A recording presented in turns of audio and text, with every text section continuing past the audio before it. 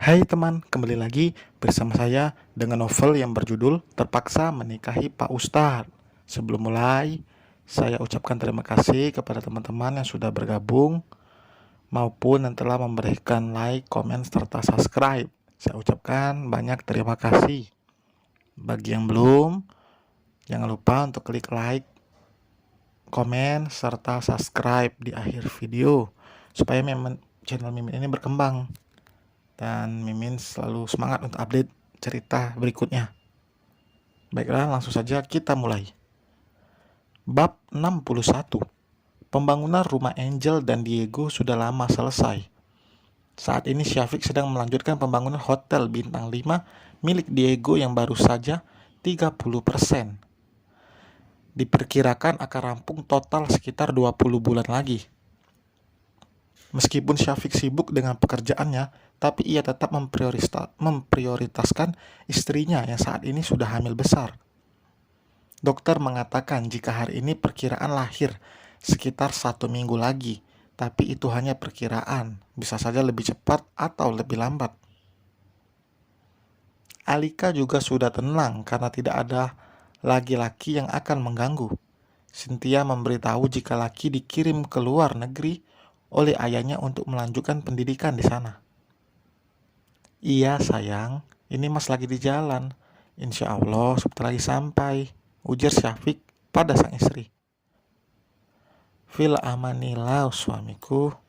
Syafiq mengulum senyum mendengar penuturan istrinya sebelum sambungan telepon itu terputus.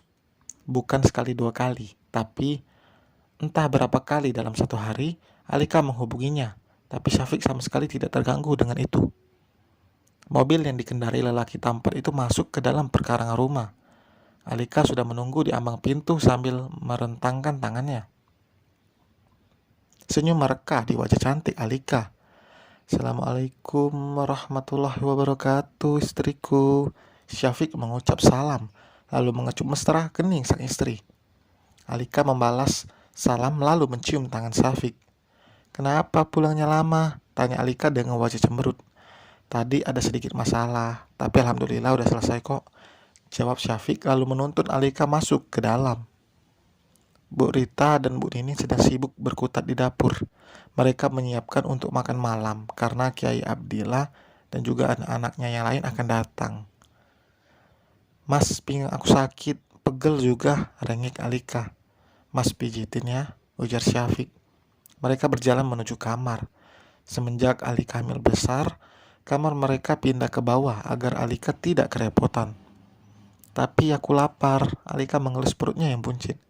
Duduk aja di kamar, nanti mas ambilin. Meninggalkan Alika di kamar, Syafiq berjalan menuju dapur untuk mengambilkan makanan. Lelaki itu bahkan tidak sempat mengganti pakaian kotornya. Rasa lelahnya tidak pernah digubris. Yang terpenting untuknya adalah mengutamakan Alika. Mau makan sekarang nak? Tawar Bu Nining. Enggak Mi. Mau ambil makanan buat Lika, jelas Syafiq. Biar ibu yang kasih, kamu istirahat aja, pasti capek pulang kerja, timpal Bu Rita. Enggak usah Bu, ibu juga pasti capek seharian jagain Lika. Syafiq menolak dengan lembut. Ia menerima piring berisi nasi lauk pauk dari mertuanya. Makasih Bu. Saat pintu kamar terbuka, Syafiq melihat Alika yang tertidur sambil memeluk bantal guling. Lelaki itu menaruh piring di atas nakas, lalu duduk di pinggiran ranjang. Tangannya mengelus lembut pipi sang istri. Sayang, katanya mau makan, ujar Syafiq. Alika mengerjap pelan lalu bangkit dan bersandar di kepala ranjang. Mas lama, jadi aku ngantuk, sautnya. Mau disuapin? Gak usah, aku makan sendiri. Mas mandi aja sana, bentar lagi maghrib loh, balas Alika. Syafiq mengangguk lalu bangkit, berjalan menuju kamar mandi. Ia memang ingin segera mandi karena badannya terasa lengket. Selesai makan dengan keluarganya, Syafiq langsung menemui Alika yang tidak ikut makan malam. Perempuan itu mengatakan jika dirinya merasa lemas dan enggan untuk beranjak. Mas, pijitin lagi, rengeknya. Syafiq tersenyum sambil mendekat. Mau makan lagi nggak? Nggak ah, Ini aja rasanya udah ngap banget. Alika mengelus lembut perutnya. Syafiq menempelkan telinganya di perut sang istri. Ia tersenyum merasakan tendangan dari bayinya. Masya Allah, anaknya Abi aktif ya. Baby, kenapa geraknya? Kalau dideketin Abi doang, gerutu Alika. Baby pasti rindu sama abinya, sayang. Balas Syafiq lalu mencium perut Alika. Aku jadi gak sabar pengen lihat langsung. Baby kita ini cewek apa cowok ya? Tutur Alika. Alika dan Syafiq memang sepakat untuk tidak mencari tahu jenis kelamin anak mereka. Setiap bulan memang melakukan pemeriksaan dan USG, tapi hanya untuk mengetahui kondisi kesehatan janin dan mengantisipasi hal yang tidak diinginkan lainnya. Mereka bahkan membeli baju dan perlengkapan bayi lainnya dengan warna netral yang bisa untuk anak laki-laki ataupun perempuan. Alika bahkan belum melahirkan, tapi banyak hadiah dari keluarga Alika maupun Syafiq. Apalagi Burita begitu antusias menyambut cucu pertamanya.